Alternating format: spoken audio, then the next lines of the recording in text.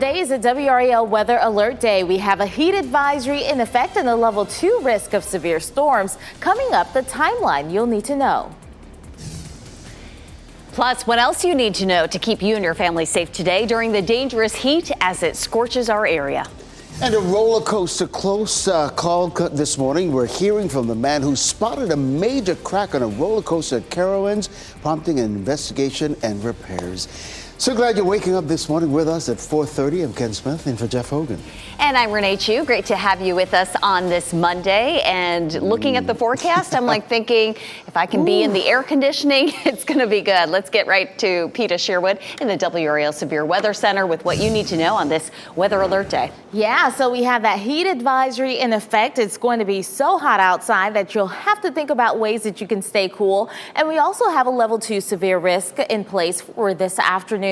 Damaging wind speeds, hail, and an isolated tornado cannot be ruled out, with the potential of storms that will develop later on today. So the first half of the day will be dry. I think we are going to stay mostly quiet. If you do have plans outside, the earlier you get them done, the better. One, you can beat the heat, and two, you can avoid some of those severe storms that will likely roll through. We're going to get this started around 3 o'clock with some of those scattered showers and thunderstorms moving in. And today we have an actual cold front that will be moving across our region. Some of those cells could spin up ahead of it, and we are going to see the severe threat die down once we head into tonight. Notice this is around 7 o'clock. Showers possible across the I-95 corridor, with the severe threat weakening as we head into the overnight hours. Lingering showers cannot be ruled out as we head into 9 and 10 o'clock. But for the most part, if you're heading out to a fireworks show around that time, I think you should be fine. We're just going to continue to monitor the radar. Today we have a heat advisory in effect, with feels like temperatures climbing to 105 to 108 across our region today. It is currently 82 degrees. It is warm outside, and it already feels very muggy for this morning. As we head into the afternoon, we're climbing to 94 by 2, feeling like 106, 96 for the afternoon high, feeling like 105 around 4 o'clock. We have additional hot days in place for this week coming up. I'll let you know what to expect as we head into the 4th of July. Already past 80 degrees, and it's just going to keep going up from here. Today is going to be hot, and that could be dangerous. It's important you and your family know how to stay safe as you enjoy the outdoors for Independence Day. WRAL's Kelsey Coffey joins us live with what you need to keep in mind during this heat advisory. Kelsey, good morning. Hey, good morning. Those feel like temperatures are going to be over 105 degrees, and our heat advisory starts at 10 o'clock this morning. So if you want to enjoy some time outside, it's a good idea to do that before 10 a.m. And it's already hot and muggy, and it hasn't even hit 5 o'clock yet. Now, we spoke with Dr. Daniel Park with the pediatric department at UNC Hospitals. He says children are one of the groups that are most at risk for heat-related illnesses. He says children's bodies lose their cooling mechanisms a lot faster than adults.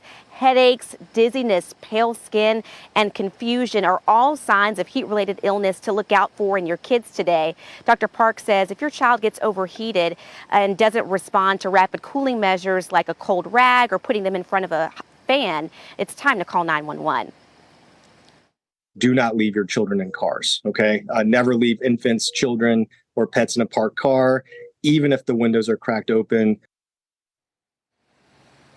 Dr. Park says that prehydrating is important for both children and adults when we see extreme temperatures like this. So be sure to drink a lot of water or drinks that are non-caffeinated. They have a lot of electrolytes in them. So drinks like Gatorade and Powerade are a really good idea for a day like today.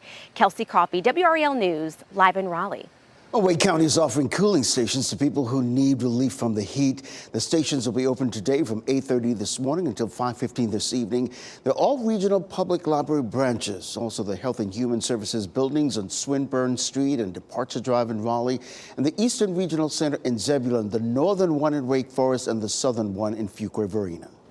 Cumberland County is also providing places to stay cool during this extreme heat. The county's Department of Social Services lobby is a cooling station. It's open from 7:30 this morning until 5 p.m. Fayetteville Area System of Transit will also open its lobbies. And tomorrow, folks can stop by the Fayetteville Cumberland Parks and Recreation Center. That will open from 10 a.m. until 4 p.m. As you're enjoying cookouts and Independence Day celebrations, be sure to stay connected with the WRAL weather app. You'll receive alerts for any heat warnings and any severe weather wherever you are. Now, the roads around the White House back open this morning after being closed last night for an investigation of an unknown object. A hazmat team responded to the area after the Secret Service found that item.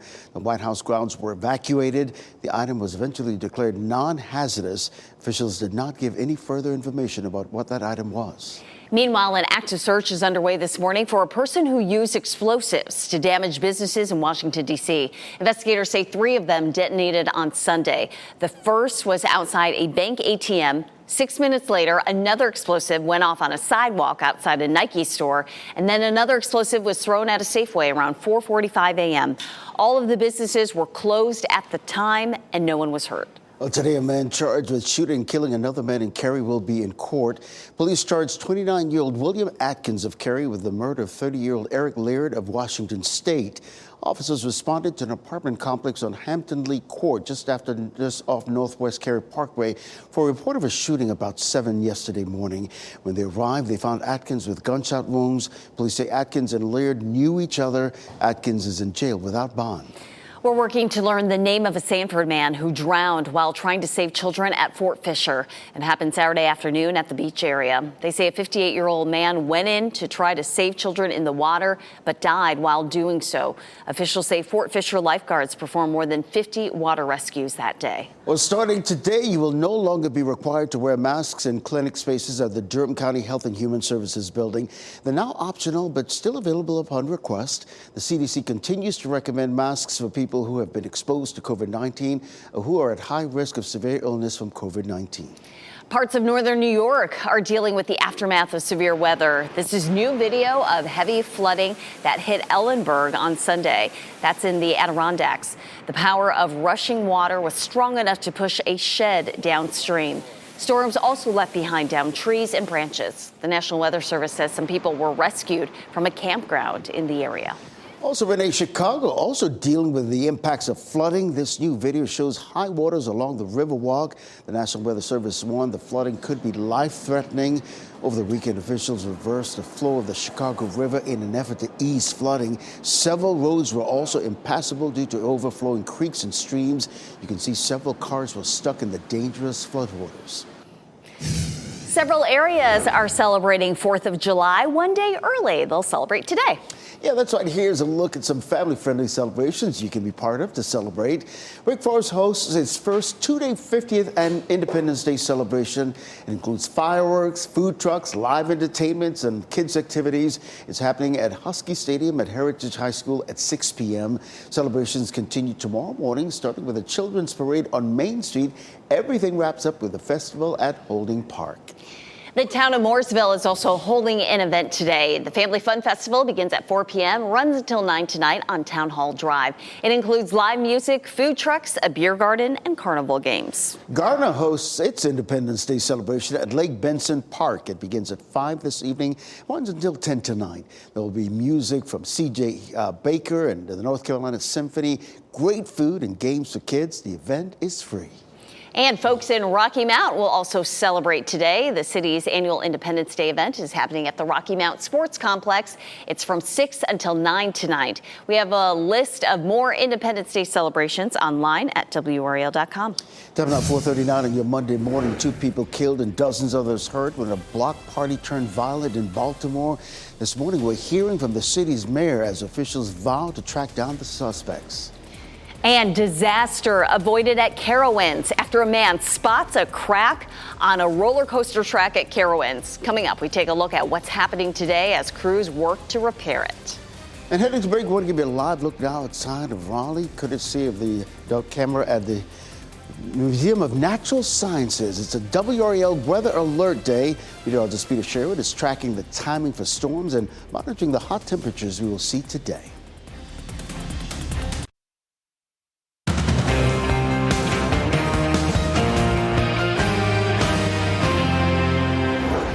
Welcome back, everyone. I want to take you straight out to our temperatures and our heat index already this morning. 82 degrees in Raleigh and Durham.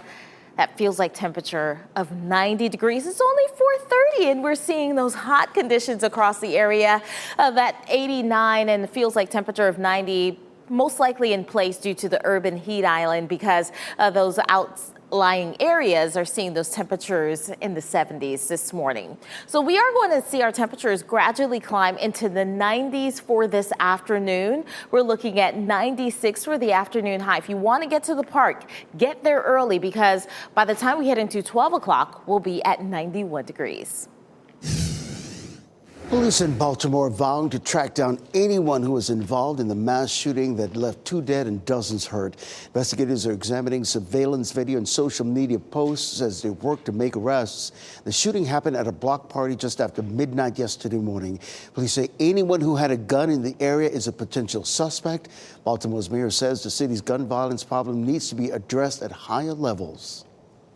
We will continue to hold those individuals who carry those weapons, who use those weapons in acts of violence like this one that we saw today, accountable. But we need accountability at every level, from those who are selling and trafficking those weapons into Baltimore from places outside of our state. An 18-year-old woman and a 20-year-old man died in that shooting. More than a dozen of the people who were hurt were under 18.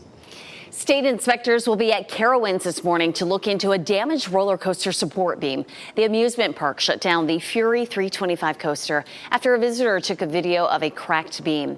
In the video, you can see the beam sway and the crack come further apart as a speeding coaster comes by.